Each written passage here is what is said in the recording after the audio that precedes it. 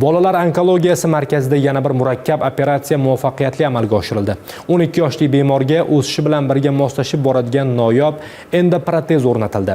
Bu texnologiya kelajakda bolaning erkin harakatlanishi va to'laqonli hayot kechirishi uchun muhim ahamiyatga ega.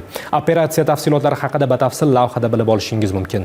O'suvchi endoprotezning o'ziga xos jihati shundaki, u bolaning organizmi bilan birga rivojlanishga moslashadi.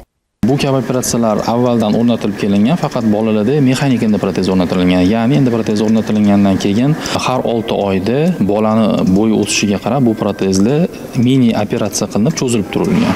Murakkab operatsiya yuqori malakali shifokorlar jamoasi tomonidan zamonaviy tibbiy texnologiyalar asosida bajarildi va muvaffaqiyatli yakunlandi. 25-yildan boshlab bunaqa endoprotezlarni magnit endoprotezda o'rnatishni boshladik bolalarda.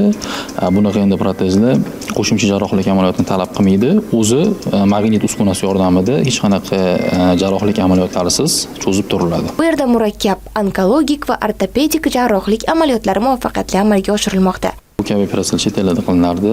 Hozir bu operatsiyalar o'zimizda qilinyapti. Yevropada protezni o'zi 40 ming 50 ming yaxshi dollar turadi. Lekin biz o'sha o'rnatilayotgan protezimiz bu Rossiyani Samara universiteti bilan hamkorlikda ishlangan protez bo'lib, bu protez bizning davlatimiz tomonidan fond orqali bolalarga sotib olib beriladi va o'rnatiladi.